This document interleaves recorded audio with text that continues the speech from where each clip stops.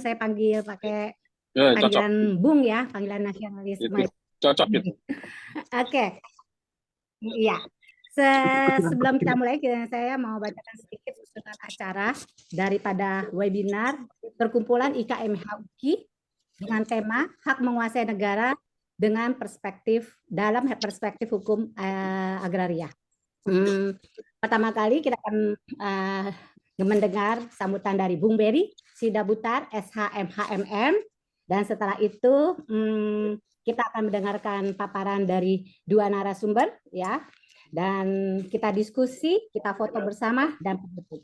Materi nanti akan disampaikan oleh tim ke chat, dan juga sertifikat bisa Bapak dapatkan jika Bapak, Ibu, Bung semua, Mbak-mbak semua bisa mengisi daftar presensi di chat room.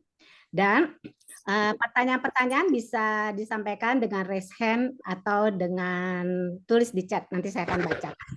Oke, supaya kita nggak berlama-lama, karena Bung Chandra ini akan banyak rapat-rapat menjelang kunjungan Wapres ke Cina. Jadi kita akan kita nggak bisa mempercepat waktu, kita mempercepat bahasa-bahasa kita supaya kita bisa masuk ke dalam acara kita.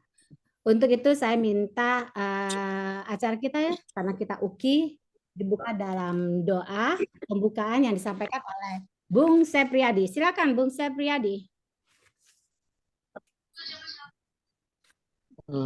Baik Bapak Ibu yang ada, sebelum kita mulai webinar kita pada sore hari ini, alangkah baiknya kita berdoa. Saya memimpin dalam agama Kristiani.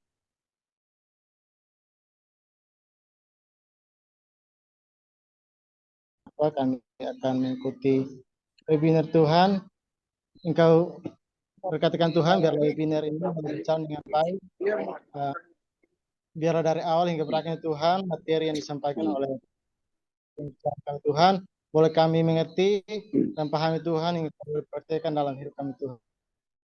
Dari awal hingga berakhirnya Tuhan. Nama Yesus, haleluya. Amin.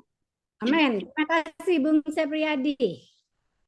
Dan setelah itu kita akan mendengarkan sambutan sekaligus membuka acara webinar kita yang disampaikan oleh Bung Berry Sidabutar, SHMHMM, yang saat ini ada di Cirebon, tetapi beliau benar-benar cinta dengan UKI dan IKA Perkumpulan UKI sebagai ketua. Kami persilakan Bung Berry. Baik, selamat siang. Yang terhormat narasumber Bapak Saiful Bahari, Sarjana Hukum, Magister Hukum, alumni MIH UKI, yang saat ini sedang menempuh studi program doktor Hukum di UKI. Yang kedua, narasumber Dr. Tri Chandra Aprianto, Magister M.Hum, Asisten Staf Khusus Wapres, Bidang Penanggulangan Kemiskinan dan Otonomi Daerah, serta rekan-rekan moderator dan Bapak Ibu yang hadir dalam webinar dengan tema hak dalam perspektif hukum agraria yang diadakan oleh Perkumpulan IKMIH UKI. Assalamualaikum warahmatullahi wabarakatuh. Shalom, Om Swastiastu, salam kebajikan, salam Pancasila. Bapak, Ibu, dan saudara-saudara semua, berbicara tentang hak menguasai negara, dalam hak menguasai atas tanah, berarti hak negara untuk mengatur dan mengelola tanah, bukan untuk memiliki tanah. Berbeda dengan era kolonial Belanda yang mengenal asas domain verklaring, yaitu pernyataan yang menyatakan bahwa barang siapa yang tidak bisa membuktikan kepemilikan tanah atas hak eigendom, maka tanah tersebut akan menjadi penguasa atau kolonial Belanda. Untuk itu, mari kita dengarkan paparan narasumber dan selamat berdiskusi. Shalom, salam Pancasila. Terima kasih. Terima kasih Bung Berry yang dan membuka acara webinar kita. Singkat, padat, dan jelas. Ya, Bapak Ibu, saudara semua, kita langsung ke dalam narasumber kita. Sebenarnya hak menguasai negara itu adalah satu azas hukum agraria. Kita tahu ada beberapa azas hukum agraria. Pertama itu adalah hak menguasai Indonesia. Juga diturunkan menjadi hak menguasai negara, bahwa negara bukanlah pemilik tanah. Dan juga ada hak ulayat. Dikatakan juga ada azas berikutnya, agraria itu berdasarkan hukum adat. Itu kita sih banyak azas-azas hukum adat yang diadopsi sama UU-PA, yaitu tentang pemisahan horizontal antara tanah dan pemilik tanah dan pemilik apa yang ada di atas tanah, dan juga tentang asas-asas jual beli, beda dengan jual beli perdata dan juga jual beli tanah. Jual beli perdata itu 2 perbuatan hukum, jual beli tanah itu adalah 1 perbuatan hukum, ya. Dan juga bahwa tanah itu memiliki nilai-nilai religi. Dan berikutnya juga ada azas land reform, ada azas fungsi sosial, bahwa tanah itu harus berfungsi sosial, jangan dianggurin, bisa dibangun atau ditanami, kalau enggak bisa diambil negara atau digarap oleh orang-orang lain. Yang waktu kita akan butuh memakai tanah itu, kita harus uang untuk kerohiman untuk mereka keluar dari tanah yang mau dipakai. Berikutnya ada azas tata guna tanah, reform, ya, bagaimana memperbaiki atau merubah strukturisasi kepemilikan tanah melalui proyek-proyek yang dilakukan dalam setiap rejim. Waktu di rejim Soekarno itu dengan land reform, dulu karena land reform identik dengan program komunis, itu nggak dipakai lagi, walaupun itu sebenarnya azas UPA, dan juga akhirnya diubah. Zaman era Pak Harto itu adalah PRONA, proyek nasional. Zaman SBY itu ada tanah 1 juta hektar untuk rakyat. Di zaman Pak Jokowi itu ada PTSL, pendaftaran tanah sistematik langsung. Bagaimana negara memberikan pendaftaran tanah secara sistematis dengan biaya negara dan diprioritaskan orang yang menguasai secara fisik tanah tersebut. Terus berikutnya juga ada tentang pendaftaran tanah. Nah, saya akan membahas tentang hak menguasai negara yang adalah salah satu azas dari hukum agraria. Apakah hak menguasai negara itu benar-benar sama di era kolonial? Apakah hak menguasai negara itu berarti negara memiliki hak milik? Gitu. Apakah bisa menyingkirkan hak bangsa Indonesia atau bagaimana? Kita akan dengarkan dari 2 pemaparan yang menjadi narasumber di dalam webinar ini. Pertama itu Bapak Dr. Bung, ya kita ya, Dr. Tri Chandra Aprianto, M.Hum. Beliau ini di Jember dan juga S3-nya dari sejarah dari Fakultas Hukum dari Depok ya, Universitas Indonesia. Dan yang paling penting saat ini beliau juga pernah menjadi tim kerja reforma agraria di dalam KSP ya, Kepala Staf Kepresidenan, dan juga Pokja Pemberdayaan Ekonomi Masyarakat Kementerian Desa DTT, dan juga dosen di Universitas Jember di jurusan sejarah Fakultas Ilmu Budaya dan Universitas Jember, dan sekarang aktif bekerja. Dan saya lihat Bung Tri Chandra ini orang pergerakan ya. Jadi beliau itu asisten staf khusus Wapres, Wakil Presiden bidang penanggulangan kemiskinan dan ekonomi daerah. Banyak sekali karya-karya ilmiah sudah dilakukan sama Bung Tri, dan juga seminar-seminar dan juga penelitian-penelitiannya. Kalau kita bahas, kita bisa sharing tentang Bung Tri Chandra ini jadi biografi ya. Tetapi yang mau kenal Bung Tri Chandra bisa langsung nanti kontaknya ya, hubungi saya. Berikutnya kita juga akan mendengar pemapar yang kedua, yaitu Pak Saiful Bahari, sarjana hukum, magister hukum, seperti yang sudah disebutkan oleh Ketum IKMH UKI. Beliau alumni magister hukum UKI dan sedang menulis disertasi di doktor hukum. Ya, beliau juga memiliki kantor hukum ya, di kantor hukum Saiful Antonia Associates, dan juga penulis dan pemerhati masalah agraria dan pertanian, dan juga peneliti dan juga sekarang adalah Dewan Pakar Asosiasi Petani Kelapa Sawit Indonesia. Banyak pengalaman organisasi, maka saya bilang yang hadir saat ini banyak orang-orang pergerakan, ya. Oke, tanpa berlama-lama kita langsung masuk ke dalam paparan ini karena Bung Tri Chandra harus mendampingi rapat-rapat persiapan ke Cina. Kita kasih kesempatan Bung Tri Chandra memaparkan dan yang mau bertanya langsung bertanya. Setelah itu kita lanjutkan dengan Bung Saiful Bahari. Oke ya, silakan. Bung Tri Chandra Aprianto. Oke, terima kasih Bu Moderator, Dr. Diana Napitupulu, Bung Ferry Sidaputar. Salam hormat, salam kenal. Ini mohon maaf karena sejak tadi pagi sudah disibukkan dengan, sebenarnya bukan mendampingi Pak Wapres, tapi Pak Wapres sudah ke sana, jadi banyak kerjaan yang harus dilimpahkan ke yang ada di Jakarta. Nah, kebetulan saya di Jakarta, jadi banyak yang harus di-handle. Oh iya. Pertama-tama saya ingin ucapkan selamat pada perkumpulan IKA UGI ini, ya. Ini satu hal yang membahagiakan bagi saya bisa terlibat dalam forum diskusi ini, ya. Ini tema yang berpuluh-puluh tahun rupanya Bung Saiful dan kawan-kawan bicara soal ini, bagaimana ini bisa diwujudkan soal penataan, penguasaan sumber-sumber agraria ini untuk kemakmuran rakyat. Nah, ini satu hal yang sangat penting. Jadi hak menguasai negara dalam perspektif hukum agraria ini memang satu tema yang mungkin sampai sekarang panas menurut saya. Ya. Karena tadi sudah disampaikan oleh moderator, ada banyak tema yang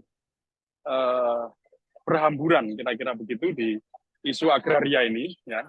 Cuman yang ingin saya soroti dari perbincangan ini, saya hanya ingin memprovokasi, ya, dari selintas pikiran saya selama ini bicara soal reforma agraria, terlibat dalam perumusan reforma agraria sejak zamannya Pak SBY sama Bung Saiful, isu PPAN, isu penyelesaian konflik agraria, hingga akhirnya kemarin di Presiden Jokowi yang punya satu program nasional percepatan reforma agraria dan perhutanan sosial. Nah, yang ingin saya soroti begini sebenarnya. Karena ada satu soal yang mendasar yang sering dilupakan oleh orang. Ya memang sebenarnya hidup itu sederhana ya, tapi yang gegap gempita itu tafsirnya. Nah, soal hukum itu kan sebenarnya juga begitu. Soal hukum itu adalah soal yang sudah jelas tekstual gitu, tapi gegap gempitanya itu ya di tafsir itu yang kemudian orang bisa berkelahi satu sama lain. Gitu. Pro kontra bahkan cenderung kemudian konflik. Nah, saya tidak masuk ke isu hukumnya karena saya memang bukan orang hukum, ya. Tapi saya ingin gagasan saya adalah ingin mencoba untuk melihat dari perspektif ilmu sejarah. Karena saya sejarawan dan ilmu sejarah dan ilmu hukum itu adalah sebenarnya dua sisi sekeping mata uang, ya, tidak bisa dipisahkan. Kenapa? Karena hukum produk sejarah dan sejarah juga bisa lahir karena perjalanan proses hukum. Nah, itu yang hukum dan sejarah tidak bisa dipisahkan.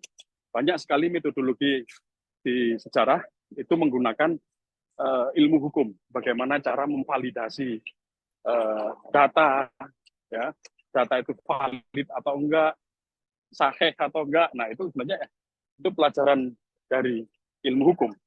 Jadi saya senang bisa diajak untuk diskusi di sini karena saya juga merasa dengan ilmu hukum, walaupun saya sejarawan. Nah, pada tema ini, ya, sebenarnya ada yang sering dilupakan lagi itu juga soal kenapa tadi saya bicara tafsirnya, karena ada aktor hukum yang bekerja, ada aktor sosial yang bekerja, gitu. Yang bekerja di mana persoalan hukum ini tafsirnya bisa pro kontra hingga konflik tadi. Ya. Ini satu hal yang kemudian bisa terus-menerus diperdebatkan. Ya. Itu satu. Yang kedua, di mana aktor ini juga sering berebut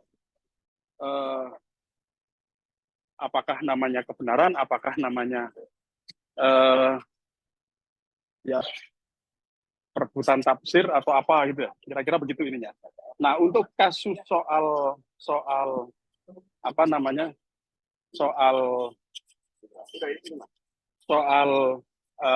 hak menguasai negara ini, bagaimana yang satu terletak pada penguasaan kapital, sementara yang satunya adalah bagaimana soal masyarakat bisa terlibat dalam proses pengelolaan sumber-sumber agraria. Nah, ini dua hal yang kemudian. Nah, saya ingin masuk pada satu perspektif sejarah yang panjang. Ya, dari awal itu bisa dibaca sendiri. Ya, saya singkat aja. Mulai dari era kolonial, VOC segala macam sampai era Orde Baru. Bagaimana pelaksanaan hak menguasai negara ini, ya, itu praktek politiknya itu mulai dari proses ideologisasi, stigmatisasi hingga kriminalisasi. Ideologisasi misalnya begini, tanah untuk pembangunan, tanah untuk kemakmuran segala macam itu. Ya. Nah, kemudian ketika masyarakat itu mengalami proses kritis terhadap ideologisasi yang dilakukan oleh negara, ya, negara melakukan proses apa yang disebut dengan kriminalisasi. Ya. Nah, proses kriminalisasi ini tuduhan-tuduhan anti Pancasila, tuduhan anti pembangunan, tuduhan-tuduhan komunis dan segala macam itu beredar pada era mulai dari era kolonial hingga era Orde Baru. Ya. Nah, yang terakhir sebenarnya apalagi era reformasi ini satu hal yang harus kita lihat lebih kritis lah ya. Ini memang situasinya kita menghadapi satu problem di mana proses global yang sedang terjadi. Nah, bagaimana kita bisa mewujudkan ya, gagasan untuk revitalisasi apa yang disebut dengan upaya untuk karena dulu kita punya satu undang-undang pokok agraria yang itu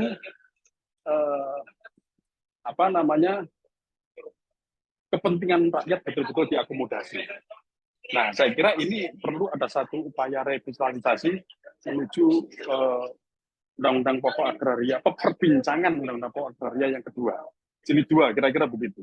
Karena selama 57 tahun, undang-undang pokok agraria ini dikebiri dan tidak ini sama sekali. Nah, sehingga saya ingin menawarkan satu gagasan, karena ini juga penting menjadi dasar bagi perbincangan teknis hukum selanjutnya. Ya. Yang pertama adalah bagaimana selama ini undang-undang pokok agraria yang hanya dijadikan legitimasi, ya, itu perlu kita revitalisasi dalam arti bagaimana mewujudkan cita-cita Republik yang termaktub dalam Undang-Undang Dasar 45 seperti melindungi, memajukan, mencerdaskan, dan perdamaian abadi. Saya kira ini satu hal yang harus dijadikan bahan dasar bagi ketika kita mau menindaklanjuti diskusi-diskusi soal hak menguasai negara dari perspektif hukum ini. Yang kedua adalah peneguhan demokrasi ini penting sekali, ya, karena tidak saja hanya sebagai rumusan teknis hukum, ya, tapi juga mengakui keberadaan rakyat. Ya. Kenapa istilah pengakuan ini penting? Karena pengakuan ini mengarah pada pengaturan secara bersama ke depan lebih baik. Jadi prakteknya bukan akumulasi kapital, tapi proses secara bersama-sama mengakui keberadaan masyarakat. Nah, yang terakhir, ya, ini sekaligus peneguhan ideologisasi, ya, dalam rangka karena selama ini kalau kita bekerja, kita ini adalah main produk dari kolonial, sehingga kita ini menjadi anak kolonial sebenarnya. Dan seringkali ketika kita berada di level elit, kita itu lebih kolonial ketimbang kolonial. Jadi merumuskan semua kebijakan dari era ke era itu selalu kita lebih kolonial ketimbang ideologisasi yang revitalisasi ideologisasi ini yang sangat penting, ya, sehingga nanti kita bisa punya perspektif perumusan hukum kritis.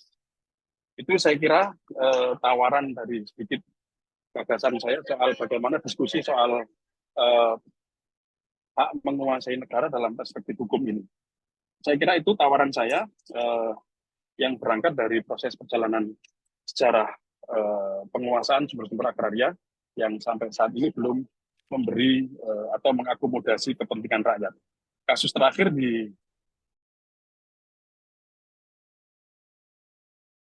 juga masih tetap berada pada posisi akumulasi kapital. Saya kira itu harus diakui oleh pemerintah bagaimana pelaku peristiwa Rempang itu ya cukup memukul, saya kira. Saya kira itu. Terima kasih dan mohon maaf pada Ibu Moderator.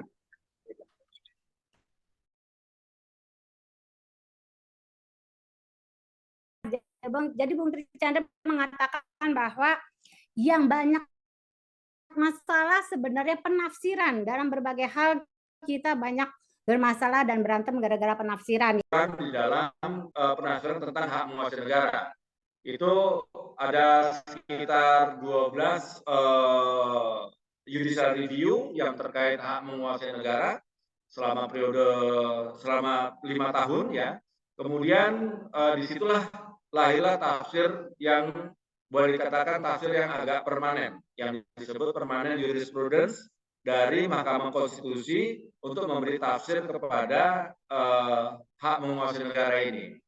Nah, di situ jelas dikatakan bahwa memang jelas bahwa negara tidak memiliki hak kepemilikan, itu sudah pasti, karena bukan egenar, tapi dia hanya memberikan mandat yang diberikan adalah sebagai untuk mengadakan kebijakan, beliet, kemudian pengurusan, pengaturan, pengelolaan, pengawasan, ya, untuk tujuan sebesar-besarnya kemakmuran rakyat.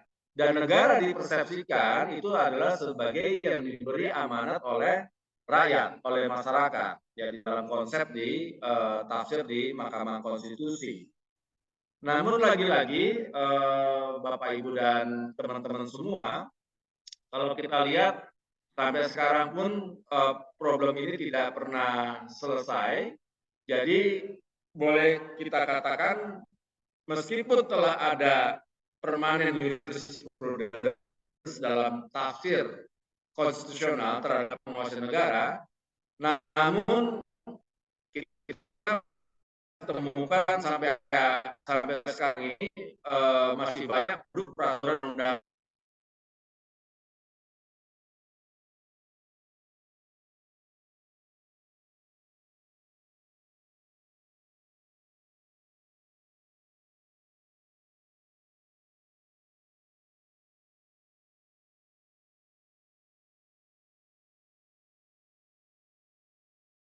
disampaikan oleh Bu Diana bahwa di pasal 33 itu ada di amandemennya di ayat keempat itu ada efisiensi ekonomi. Nah, ini sesuatu yang secara filosofi ini berbeda.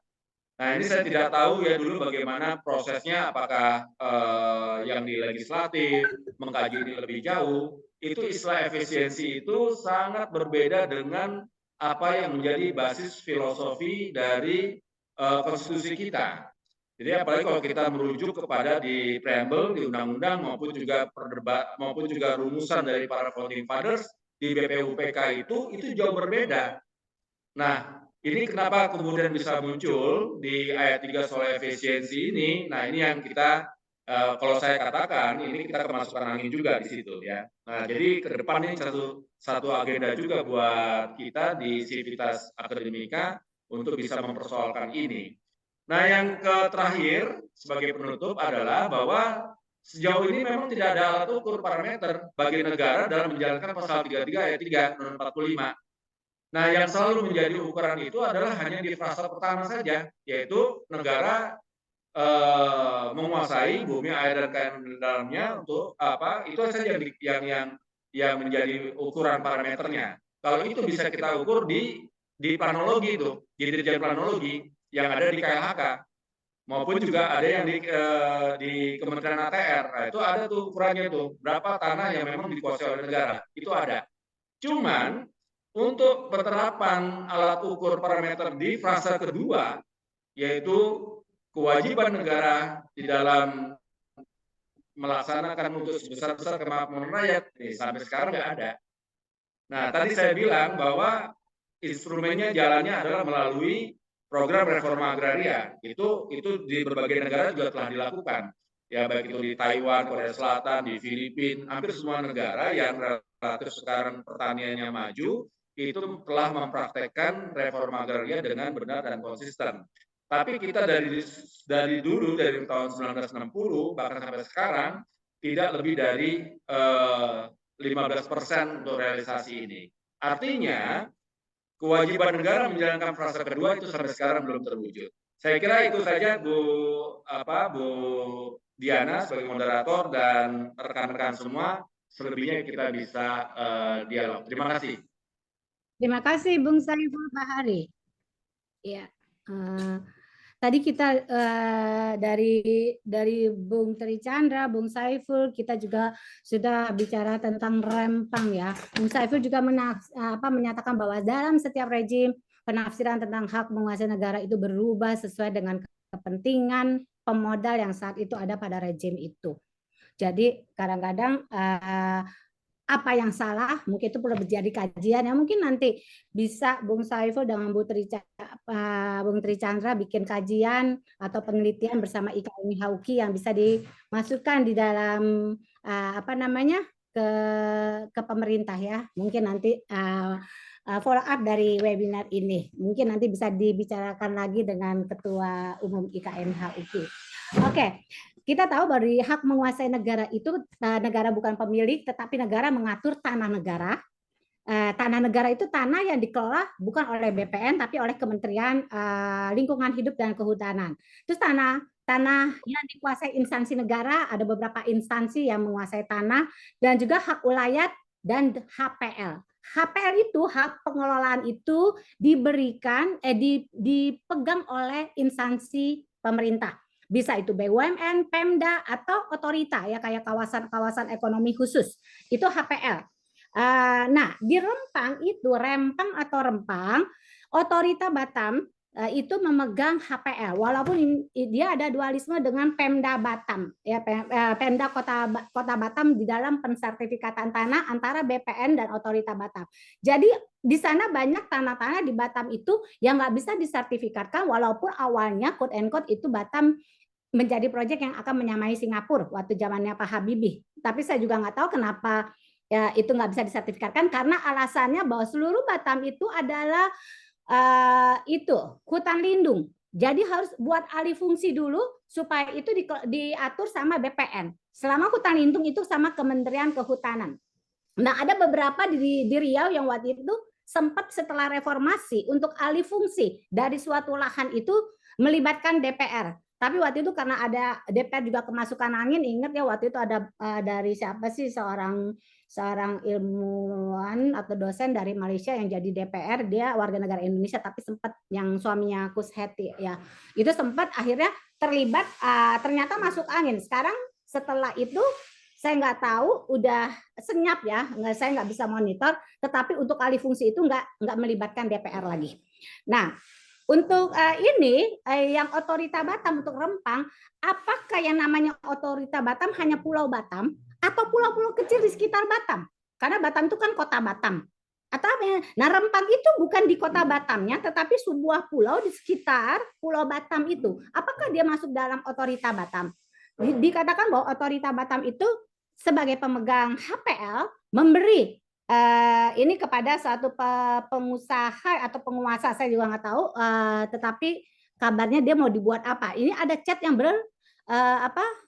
bersinggungan dengan ini. Tadi saya lihat ya, dikatakan oleh ini dari Bung Komodor terkait dengan kondisi penolakan 16 kampung adat di Pulau Rempang Riau atau Kepri nih ya, di mana dipaparkan oleh pemerintah bahwa masalahnya adalah komunikasi kurang baik bahwa warga bertempat tinggal mulai tahun 2003, di mana alasan utama relokasi adalah akan dilaksanakan proyek Rempang Eco City.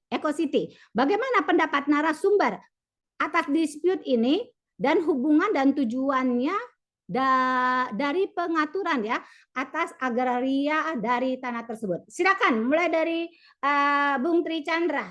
Nanti dilanjutkan pendapat dari Bung Saiful Bahari. Silakan, Bung Tri, masih adakah?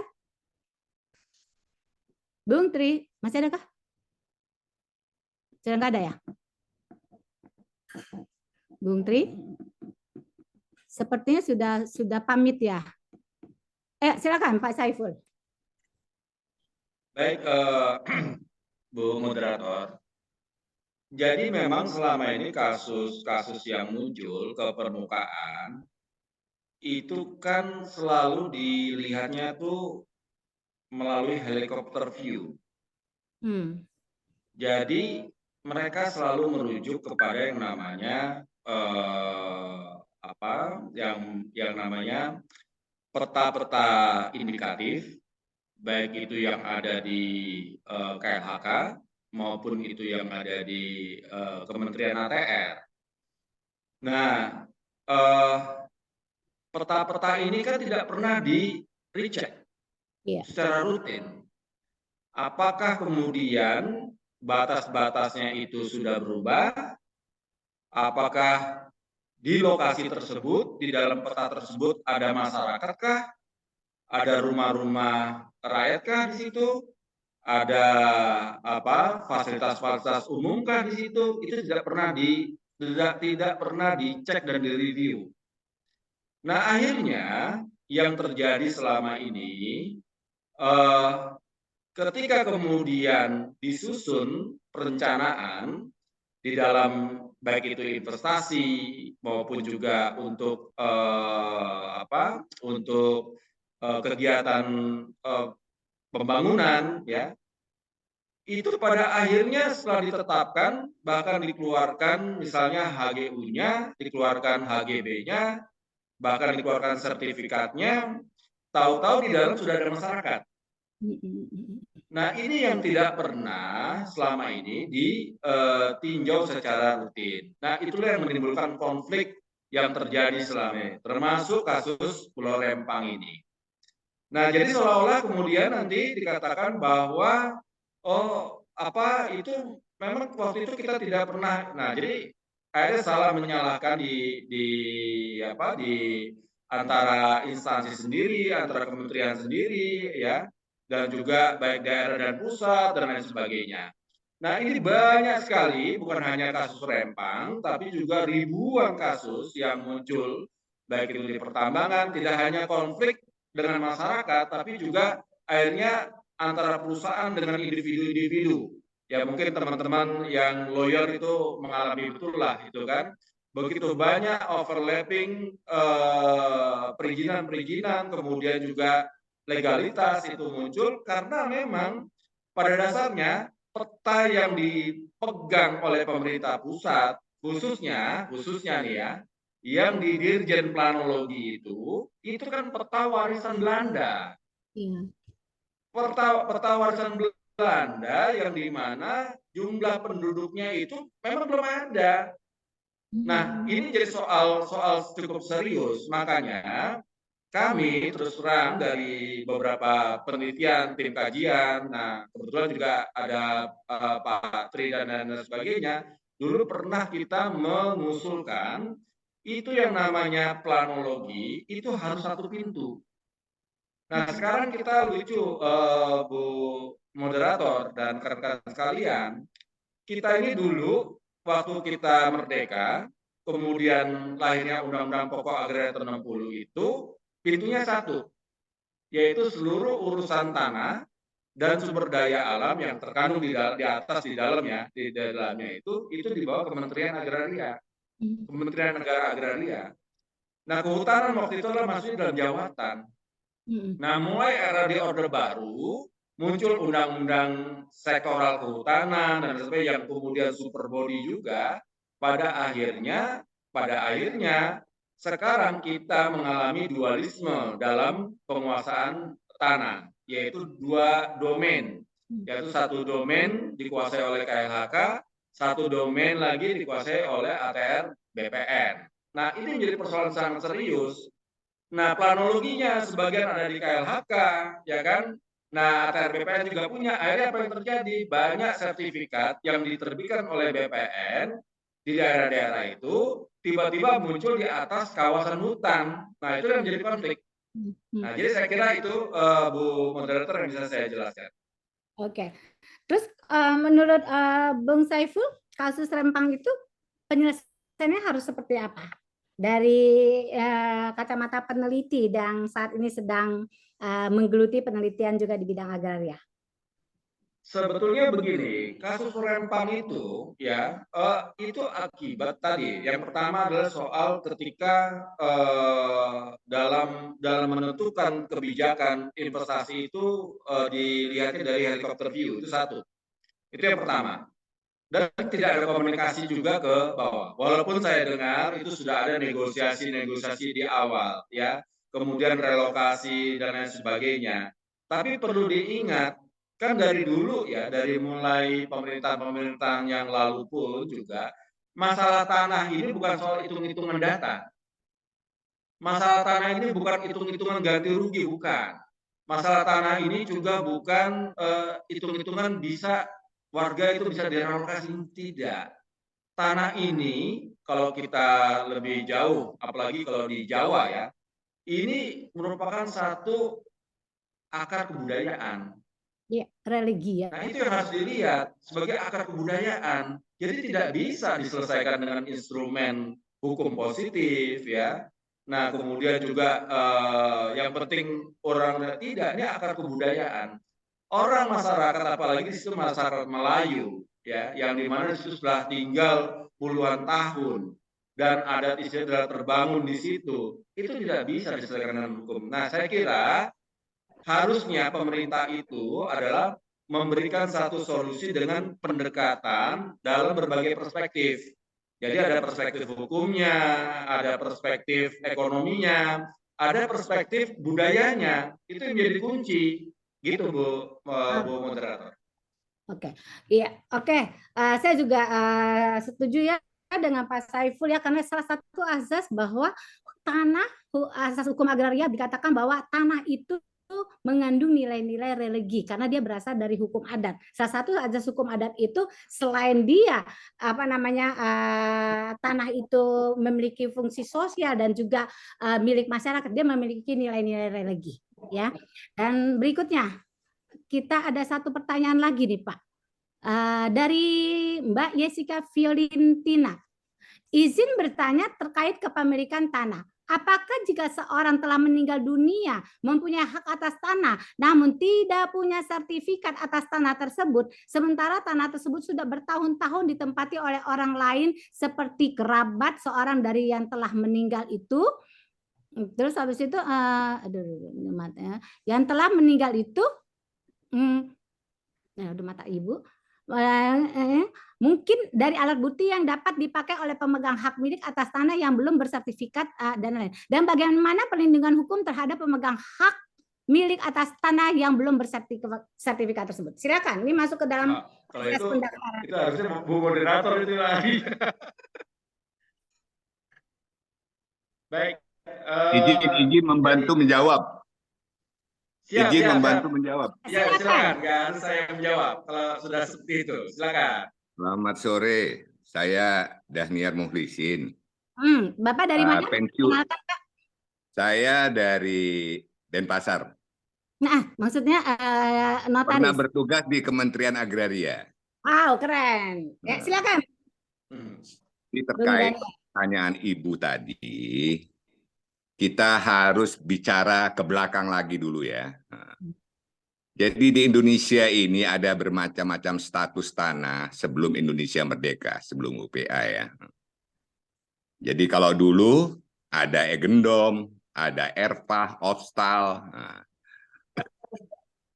untuk Egendom diberikan juga kepada warga negara Indonesia, bangsa Indonesia yang tunduk pada hukum Barat ya. Jadi sejak POC masuk itu beberapa bidang di kota-kota itu dipetakan. Dari Jakarta, kota-kota Jakarta, Bandung, Surabaya, Makassar. Nah, selebihnya mulailah kemudian merambah ke desa-desa, ke pedesaan. Dalam hal ini desa-desa yang berpenduduk. Di situ bidang tanah itu dipetakan juga. Tapi mereka tidak dikenakan pembayaran pajak secara rinci. Cuma pada waktu itu tokoh-tokoh ini diberikan kewajiban untuk membayar upeti dan kepala desa tempat itu menarik dari masyarakat. Nah, jadi tanah-tanah yang tidak dilekati dengan suatu hak pribumi pada saat itu, itulah government ground ya. Ada tanah-tanah yang di luar penguasaan masyarakat lainnya. Jadi setelah Undang-Undang Pokok Agraria, diakuilah kemudian tanah-tanah bekas hak barat itu dikenakan Undang-Undang 1 tahun 58 yang melebihi dari 10 bau, selebihnya terkena ketentuan konversi. Sementara tanah-tanah yang dikuasai pribumi dengan istilah apapun itu dikonversi menjadi hak milik. Nah, terkait pertanyaan Ibu, apakah itu ya dikonversi menjadi hak milik itu dikenal tanah milik Indonesia?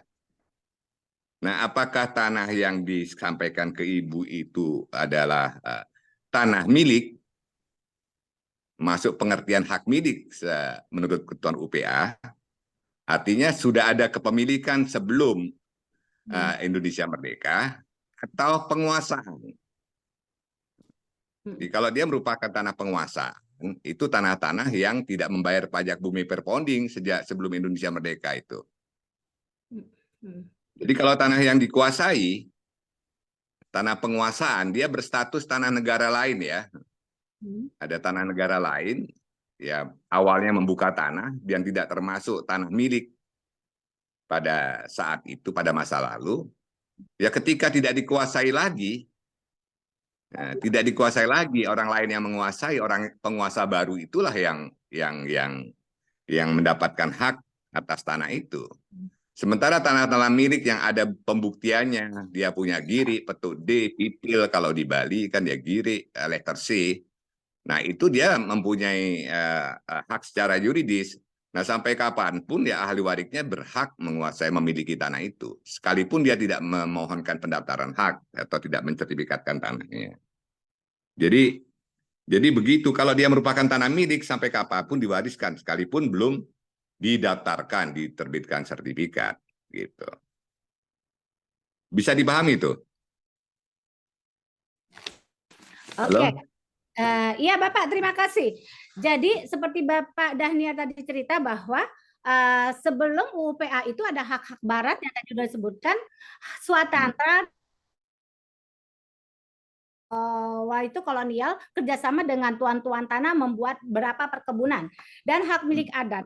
Hak milik adat itu ini kan biasanya dikatakan bahwa tanda pembayaran pajak itu sebagai bukti kepemilikan. Itu bisa girik, petuk, tekikir, dan itu bisa menjadi bukti kepemilikan untuk melakukan pendaftaran tanah pertama kali dan langsung pasti keluarnya sertifikat hak milik.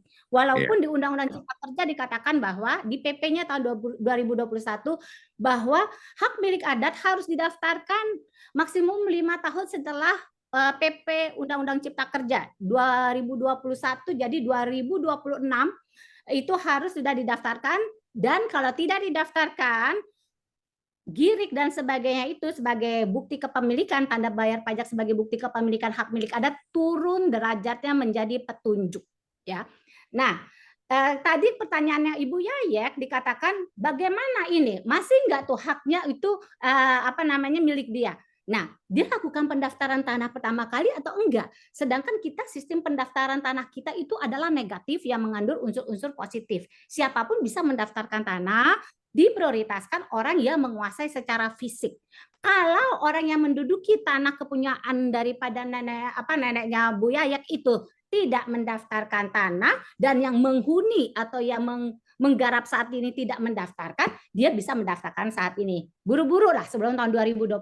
Tetapi kita juga nggak bisa mengingkari bahwa yang menguasai fisik itu karena dianggap tanah negara lain, dia bisa memohonkan pendaftaran tanah dan dia akan keluar sertifikat. Nah, sertifikatnya apakah PBB hak milik dan sebagainya tergantung dari zonasi tanah tersebut. Itu dari tata guna tanah. Tapi kalau seumpamanya dari hak milik adat, otomatis itu hak milik, walaupun dia ada di zonasi perkantoran atau di mana. Nah, kalau mau ngotot-ngototan, pembuktian di pengadilan. Bawa bukti-bukti daripada kepemilikan neneknya Ibu Yayak dan juga gugat secara perdata untuk menunjukkan bahwa yang saat ini menguasai fisik itu melakukan pendaftaran tanahnya itu tidak dengan cara yang benar atau dengan bukti-bukti yang tidak baik. Itu aja tambahan saya karena Pak Daniel kebetulan saya PPAT, Pak. Iya. Oke, makasih Pak Daniel. Ini benar-benar diskusi yang melibatkan semua peserta dengan enak ya Pak ya, Jumatan malam ini. Oke, makasih Pak Daniel. Bagaimana Ibu Yayak? Oke, nggak ada komentar. Ada satu yang raise hand. Bapak Felix, Bung Felix Wandri, silakan. Mau bertanya langsung. Baik, terima kasih. Selamat siang kita semua. Terima kasih Pak. Sangat menarik sekali ketika kita berbicara tentang permasalahan pertanahan ini. Yang saya mau tanyakan adalah terkait dengan keberadaan hak ulayat. Nah, apakah hak ulayat ini memiliki batas atau bisa melewati batas daripada domisili daripada masyarakat hukum adat daripada masyarakat hukum adat sendiri? Misalnya gini Pak, masyarakat hukum adat ini berada di desa A. Nah, sementara penguasaan hak ulayat mereka sampai ke desa B. Apakah secara tersendiri dapat menghapuskan status hak ulayat ini? Itu yang pertama. Dan yang kedua, apakah seorang kepala desa dapat melakukan pembagian tanah terhadap masyarakat yang bukan masyarakat dari masyarakat hukum adat tersebut? Dan yang ketiga, apakah seorang kepala desa juga dapat melarang masyarakat hukum adat untuk melakukan pembagian tanah terhadap masyarakat hukum adat ini? Karena ini kasus yang sedang terjadi di perdesaan atau di kampung-kampung yang sangat signifikan, hampir setiap tahun terjadi, Pak. Kira-kira mohon pencerahannya, Pak. Terima kasih. Terima kasih, Ibu. Ya, terima kasih, Bung Felix. Silakan, Bung Saiful. Baik, Pak Felix. Jadi sebetulnya memang sejak masa kolonial ini ada upaya-upaya penyingkiran, kemudian penghalusan dari yang namanya hak-hak ulayat itu ya. Nah, tadi kalau dikatakan bahwa seberapa batas-batasnya dan sebagainya, tapi saya tidak akan masuk ke situ lebih dulu. Nah, tapi yang paling terpenting kita harus lihat bahwa sebetulnya dasar dari Undang-Undang Pokok Agraria, dasar dari pasal 33 ayat 3 Undang-Undang 45 dan UU PA tahun 60 itu adalah basis utamanya itu adalah di hak ulayat. Bahkan, ini penelitian saya ya, bahkan domain verklaring pun, teori domainnya Raffles, ketika dia memunculkan itu, dia belajar dari mana? Dia belajar dari tanah-tanah adat. Salah satunya yang sekarang masih berjalan tapi sudah nggak berfungsi lagi, itu adalah tanah dati di Maluku. Jadi dulu Belanda ini ketika sebelum masuk penjajahan membangun satu struktur negara kolonial, mereka ini melakukan penelitian cukup mendalam. Ya cukup mendalam, bahkan sampai ke pelosok-pelosok ya. Nah, mereka menemukan ternyata di desa-desa adat kita ya, itu dalam penguasaan dan pengelolaan serta peruntukan tanahnya itu persis seperti ruhnya pasal 33 ayat 3. Nah, ini jadi penting. Kenapa? Karena kewenangan dari kepala adat ya itu ada kan dibagi ya. Ada tanah yang kemudian memang tanah pekarangan yang kemudian dikelola oleh setiap rumah tangga supaya dia cukup hidupnya, ya kan itu ini ya konsepnya. Kemudian yang kedua ya ada kemudian tanah-tanah ya yang ini tanah pekarangan, tanah kebun ya yang dikuasai oleh rumah tangga. Nah, kemudian yang kedua itu adalah tanah-tanah yang tidak dikuasai oleh rumah tangga adat, tapi itu dikuasai oleh kesatuan masyarakat adat. Dengan kelembagaannya itu adalah tadi ya struktur masyarakat adat setempat. Nah, di dalam Undang-Undang Pokok Agraria tahun 60 itu kan disebut juga ada tanah pengembalaan, ya tanah pengembalaan itu kan masuk. Itu sebetulnya waris dari dulu. Nah, dulu kebijakannya ketika ada penduduk dari luar kesatuan masyarakat adat tersebut yang membutuhkan tanah untuk hidup, ya, untuk hidup supaya bisa makan dan sebagainya, itu adalah kewenangan dari masyarakat keseluruhan memberikan lahan tersebut untuk dikelola, bukan untuk dimiliki. Paham ya? Apa ya ini ya Pak Bang Felix ya? Untuk dikelola, kalau dia sudah tidak lagi ini membutuhkan dan dia ini, maka kembali lagi ke kesatuan masyarakat adat setempat. Nah, inilah yang kemudian dipotret oleh para founding fathers kita. Itu dulu Profesor Supomo itu ya dan juga Prof Yamin itu luar biasa. Prof Supomo kan satu-satunya profesor pada zaman kolonial Belanda yang ahli hukum adat. Nah, itu dia penelitiannya sangat mendalam sekali. Nah, makanya pasal 33 ayat 3 itu jangan kemudian ditafsirkan semena-mena. Karena dia tuh punya rangkaian sejarah yang panjang. Nah, posisi negara itu adalah sebetulnya ingin imajinasinya para founding fathers itu, karena background saya adalah hukum tata negara ya. Jadi backgroundnya itu adalah dia mengimajinasikan kesatuan masyarakat adat itu ketika kemudian Indonesia merdeka menjelma sebagai negara kesatuan Republik Indonesia. Begitu ininya. Jadi ada di situ yang raga. Nah, inilah ketika bertransformasi, ini yang terputus. Nah, jadi yang tadi Bang Felix sampaikan itu benar. Dan itu di beberapa tanah dati itu salah satu contoh. Jadi Raffles itu dulu melahirkan teori domainnya itu bukan dari mana-mana, dari tanah dati itu. Dari penelitiannya yang cukup mendalam. Gitu loh. Nah, cuman oleh Belanda, oleh undang-undang oleh agrarisme tahun 1870 ini kemudian dibungkus dan disimpangkan. Jadi negaranya itu lahir sebagai negara kolonial. Nah, disinilah kemudian ya seolah-olah kemudian negara ini mengayomi semua tanah yang ada di bumi ini yang kemudian sebagian besar dikuasai dan kemudian yang tadi hak kepemilikan itu diberikan sebagai ekendom. Makanya dalam sistem kolonial Belanda kan dibagi ada ekendom, ya, kemudian ada erpa dan sebagainya. Nah, jadi harusnya ketika Indonesia merdeka, ini sedikit ingin saya jelaskan, seharusnya ketika Indonesia merdeka, Undang-Undang Dasar 45 itu diterapkan, peralihan kekuasaan dari Belanda, tanah-tanah yang dikuasai oleh perkebunan Belanda dan Eropa ke Indonesia itu seharusnya menjadi objek ya, menjadi objek tanah yang dikuasai negara untuk diberikan kepada masyarakat, bukan kemudian didirikan perkebunan. Nah, ini kan beralih aja dari perkebunan Belanda NV kemudian menjadi PTP, menjadi perkebunan negara PN, sama. Jadi tidak ada perubahan apapun gitu loh. Nah, jadi itulah yang perlu bisa saya sampaikan. Cukup menarik tentang hak wilayah itu. Nah, kebetulan saya juga lagi sedang penelitian arahnya ke sana gitu. Terima kasih Bu Moderator. Terima kasih Bung Saiful ya.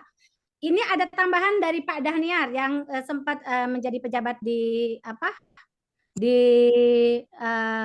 Kementerian Dalam Negeri BPN. Tuh saya baca. Dibilang dalam atau Bapak mau baca mau ini saya baca ya, dalam roadmap rancangan RA itu rancangan agraria yang disusun tahun 2016, Kementerian ATR APBN telah mengajukan beberapa permasalahan dan saran serta usul penyelesaian berkenaan dengan penguasaan tanah masyarakat oleh KLHK ya, lingkungan hidup dan kehutanan yang diklaim masuk dalam kawasan hutan. Besar harapan kita itu di-endorse oleh Presiden dalam rangka mengakomodir cita kelima dari Nawacita. Tapi ternyata Presiden tak berdaya membiarkan KLH kehutanan lingkungan hidup terus memelihara ego sektoral. Kementerian Kehutanan berpegang pada konsep politik hukum kawasan hutan, menggunakan prinsip domain verklaring yang diperluas dengan berdasarkan Undang-Undang 41 tahun 99. Hutan ditentukan bukan berdasarkan fungsi ekologisnya, melainkan berdasarkan penetapan suatu wilayah sebagai kawasan hutan. Itulah prinsip yang mendasari kriminalisasi atas aset rakyat yang hidup di dalam atau di sekitar kawasan hutan. Dengan mengkriminalisasi pelaksana pendaftaran tanah yang dilakukan melalui tindakan-tindakan diaktualkan. Yang diaktualkan melalui tindakan-tindakan represif oleh para penegak hukum. Iya, ya itu ya, korbannya sudah tidak terhitung. Katanya rekan kerja saya dijadikan tumbal kepentingan korporasi. Nanti Bapak bisa sharing ya. Ini ada satu lagi dari Pak Daniel. Dalam roadmap tersebut yang disusun sama ya Pak ya. Oke, Bapak mau sharing atau mau menginginkan lagi? Ini tambahan dari ya, tadi yang disampaikan saya tertarik. Pak Saiful Bahri rupanya sangat paham ya tentang agraria ini ya. Di pertanyaan tadi tanah apakah kepala desa? Yang dimaksud kepala desa ini tentu kepala desa adat ya. Kalau kepala desa dinas tentu nggak bisa bagi-bagi itu. Kepala desa adat ya, itu dia bisa bertindak mewakili pemerintah desa adatnya ya. Itu kan berlaku asas mulut mungker hukum adat kan ya.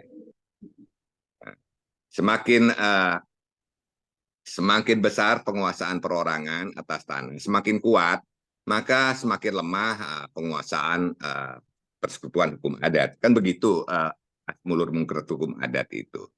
Jadi ketika orang luar masuk ke desa itu, pada umumnya saya pernah bertugas di Maluku juga. Itu mereka bisa masuk, mereka membayar rekognisi pada pemerintah negeri di situ. Jadi dia membayar rekognisi, ya dia bayarlah. Dia diberikan tanah di situ dan berdasarkan keputusan pemerintah negeri itu, BPN bisa agraria dulu bisa mensertifikatkan tanahnya menjadi hak milik atas nama para pendatang itu. Gitu loh. Nah, jadi itu dimungkinkan. Nah, di Kupang juga di Kupang di NTT juga begitu. Karena ada tanah-tanah yang dikuasai oleh masyarakat adat, dalam ini persekutuan hukum adat di situ. Jadi kalau di desa-desa dinas di luar itu ya nggak mungkin lah. Kalau di desa-desa di daerah-daerah ini kan dia sudah ada kepemilikan dalam bentuk giri, petuk D segala macam ya. Di luar itu masuk kategori government ground yang proses penyelesaiannya melalui penetapan hak.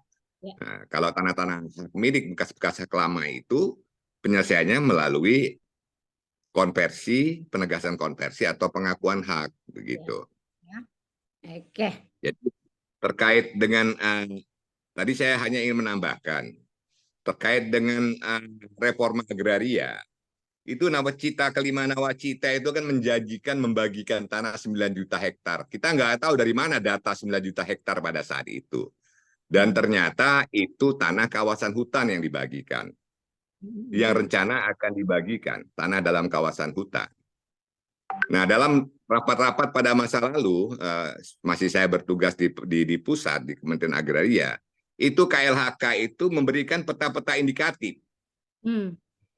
Rencana yang diredistribusikan. Jadi, skema reforma agraria dalam konteks temporer kalau kita menyatakan itu pada akhirnya karena tidak ada tanah yang dibagikan 1 juta hektar itu omong kosong, akhirnya dibuat skema 4,5 juta hektar pensertifikasi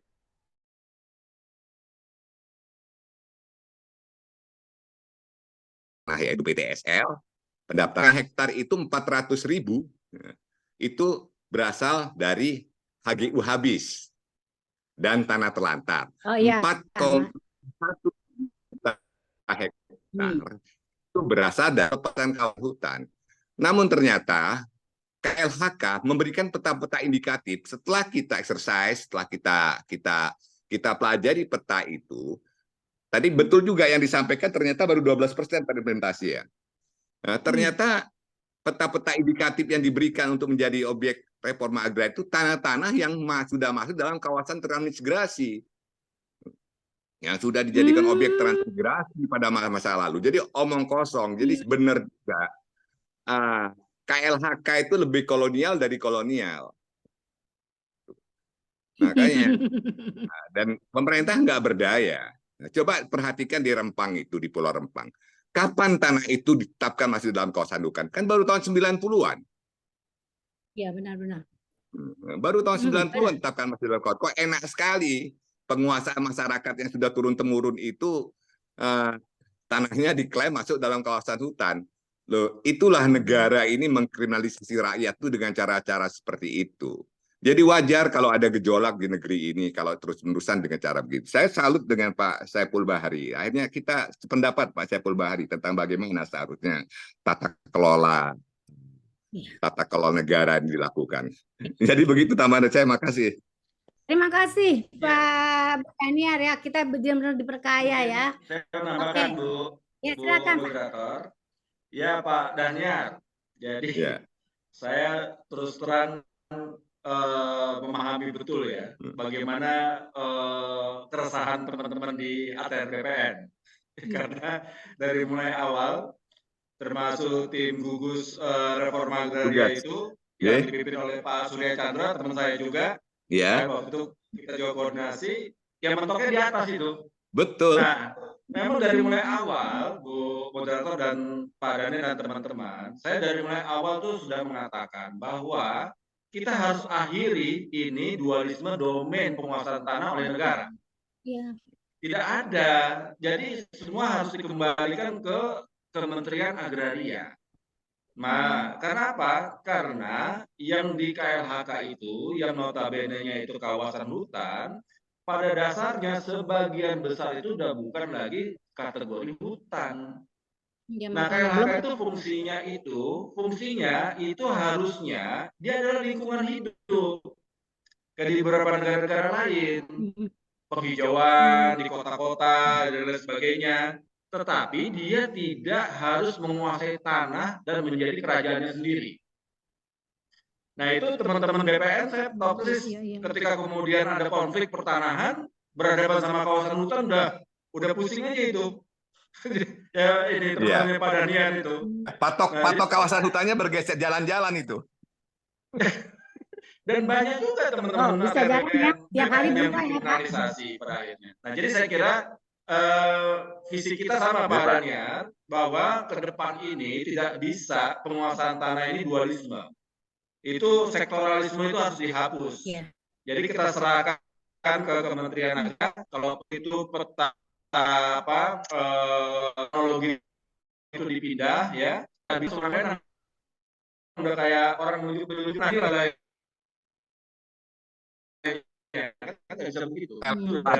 Saya menengarai ada bau amis juga di situ. Katakanlah tanah yang sudah turun-temurun dikuasai oleh masyarakat, sampai Komnas HAM ikut terlibat menyuratin Dirjen Planologi ya, Menteri Kehutanan dan Dirjen Planologi. Sampai saat ini mereka yang sudah puluhan dan ratusan tahun menguasai tanah tidak dikeluarkan dari kawasan hutan itu. Tapi sementara ketika korporasi membutuhkan tanah itu untuk kepentingan kegiatan usaha, langsung dikeluarkan dari kawasan hutan, diturunkan statusnya menjadi APL. Coba masyarakat, enggak. Kenapa? Ya kalau masyarakat itu dikeluarkan dari kawasan hutan, enggak ada apa-apanya, kosong. Enggak ada hasil. Saya mohon maaf, saya berani mengatakan itu, tapi faktanya memang itu. Ya kan begitu Pak Saiful Bahri. Ya, benar itu. Silakan Bu Moderator.